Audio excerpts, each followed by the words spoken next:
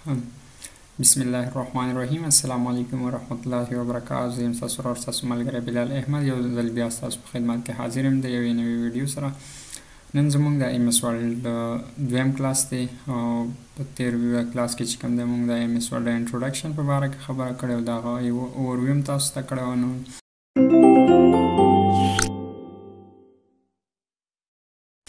په ننني کلاس کې به مخکې ځو. موږ به خپل ایم اس ورلډ کله موږ کولا کړو نو موږ ته به داسې انټرفیس شو کېږي. لاول به راځو فایل طرف ته. فایل باندې چې کله موږ کلیک کړو نو موږ ته به داسې انټرفیس شو کېږي. فرست نمبر باندې چې کوم دی موږ ته به سیو شو کېږي. نو سیو خو چې کوم تاسو فایل سیو کې د هغه دپاره راځي. کوم فایل چې ته سیو کې هغه دپاره سیو. بل دی سیویز او په سیو کې دا ډیفرنس دی که مونږ یو فایل آلریډي سیو کړی او په هغه کې مونږ چینجز وکړو او بیا چې کوم دی مونږ په سیو باندې کلیک وکړو نو په هغه کرنټ فایل کې به چې کوم دی چینجز وشي او هغه به زموږ سره سیو شي. که مونږ هغه کرنټ فایل کې چینجز وکړو او بیا سیویز باندې کلیک وکړو نو زموږ سره به کوم تیر کوم کې چې مونږ چینجز وکړو نو هغه زوړ به هم زموږ سره وي او نوی کوم چینجز هم چې وکړه هغه به راسره یو نیو فایل کې سیو شي.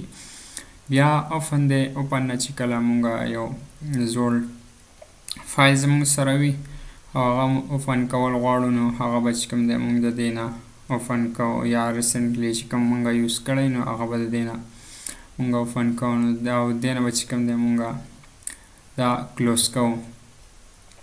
بیا چې کوم دی انفارمیشن د دې په باره کې چې تا کوم فایل جوړ کړی د دې په باره کې به تا ته چې کوم دی ټول انفارمیشن په سکرین باندې شو کېږي.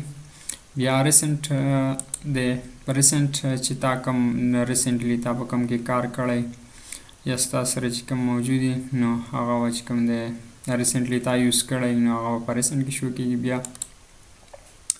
بیا نیو دی. بیا نیو کې چې کوم دی ته ټمپلیټ یوز کولی شي یا بلینک هم شي یوز کولی. زه غواړم چې زه بلاګ پوسټ والا چې کوم دی یوز کړم دا زموږ سره ایز ټمپلیټ سي کوم چې زموږ سره آلریډي جوړ شوي دي نو موږ تکلیف نه بچ کوي. ښه که په دې کې زموږ نه خوښیږي بیا دلته چې کوم دی دا لاندې تاسو ته ښکاري په دې کې هم شته دی.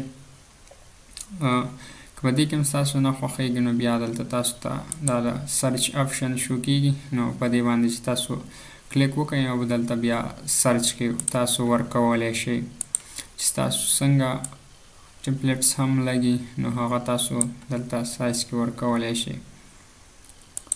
بیا فرینډ دی.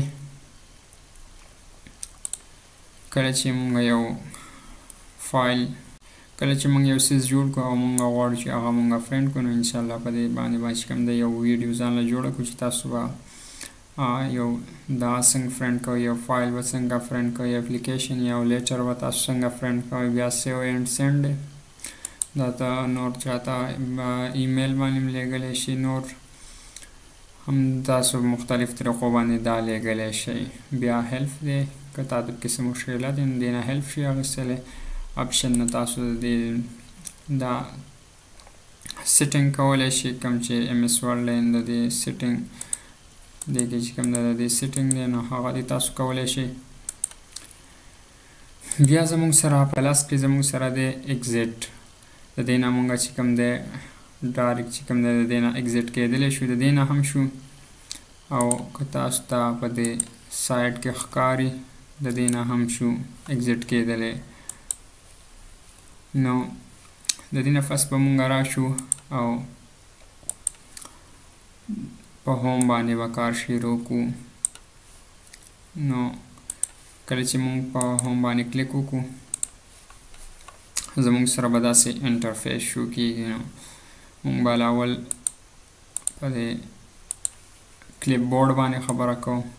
کوم زموږ سره دا څلور آپشن دي په دې کلیپ بورډ کې. یو کټ دی، کافي دی او فارمیټ فینټر دی او پیسټ دی. نو د دې لپاره به زه دلته یو فارموله ولیکم چې زما سره یو زه به دلته یو 5 پیراګراف راولم. دا پیراګراف ما راوسته. نو اوس کټ لا راځو پیله چې کټ به موږ د څه لپاره یوز کوو. نو کټ موږ د دې لپاره یوز کوو چې کله موږ یو څیز دې ځای نه ختمول غواړو. مثال کې دا ما چې کوم ځای کې سلیکټ کړی دا کوم ځای زه غواړم چې دا د دې ځای نه زه لرې کړم او زه دې ځای له راولم. نو زه به دا ټول نه اول دا سلیکټ کړم، بیا به په کټ باندې کلیک وکړم، دا به دې ځای نه ختم شي. بیا زه غواړم چې دا زه دې ځای له راولم او دلته به زه بیا چې کوم دی په پیسټ باندې زه کلیک وکړم. د دې لپاره چې کوم دی کټ لپاره شارټ کټ یوز کیږي کنټرول ایکس او د پیسټ لپاره یوز کیږي کنټرول وی. بیا زموږ سره نیکسټ دی کافي. نو کافي مونږ دې لپاره یوز کوو چې زموږ سره دی دا کوم لیکل چې مونږ کافي کول غواړو دا په دې ځای هم موجود وي او بل ځای ته مونږ هم لکه ډوپلیکیټ یو قسمه مونږ جوړو. نو زه به په کافي باندې کلیک وکړم، زه غواړم چې دا دلته هم راشي زموږ سره. نو دلته به زه کنټرول وی باندې کلیک وکړم، دا به زموږ سره دلته هم راشي. د دې لپاره چې کوم شارټ کټ دی نو هغه چې کوم دی زموږ سره کنټرول سی دی او بیا چې کوم دی زه به کنټرول وی کړم. نو دلته به زموږ سره پیسټ شي. فارمیټ پینټر دا ډېر یو اهم اپشن دی، ډېر زبردست فیچر دی، ډېر زبردست دی. زه به دې فسټ چې کوم پیراګراف دی دې له به زه فونټس چینج کړم چې موږ ته محسوسېږي چې دا د نورو نه مختلف دی. سایز به وله هم چینج کړم لږ ډېر. فارمیټ پینټر موږ د دې لپاره یوز کوو چې موږ غواړو چې موږ اوس د دې په شان دا نور لیکل هم کو، دا ټول یو شان کو. نو د دې لپاره به چې کوم دی موږ بیا چې کوم دی دغه ته ځو، لاول به فونټ سلیکټ کوو د دې په شان، بیا به چې کوم دی د دې سایز هغومره کوو. نو دا موږ ته مشکل کېږي. فارمیټ پینټر د دې لپاره یوز کېږي چې موږ غواړو چې د دې په شان موږ دا نور لیکل هم کو، دا کوم چې سیمپل دي زموږ سره. نو موږ به په دې باندې کلیک وکړو لاول او بیا به راشو فارمیټ پینټر ته، بیا به د دې ځای نه داسې دې ځای پورې سلیکټ کړو. دا چې موږ څنګه سلیکټ کړو او موږ کې به ماوس کې لیفټ کلیک پرېږدو نو دا به خود زموږ سره د دې په شان شي، بالکل سیم ټو سیم فونټ سایز هر څه به چې کوم دی بالکل سیم شي. د دې لپاره چې کوم دی موږ غواړو چې واپس موږ دا ټول د دې په شان کو، ساده کو، سیمپل یې کو. نو د هغه دپاره به موږ په دې ځای باندې کلیک وکړو، بیا به په دې فارمیټ پینټر باندې کلیک وکړو، بیا به د دې ځای نه داسې سلیکټ کړو. دا چې موږ څنګه را کلیک پرېږدو خود به چې کوم دی دا زموږ سره هغه فونټس هغه سایز چې کوم دی خود سلیکټ کړي. نو دا زموږ سره نننۍ ویډیو وه.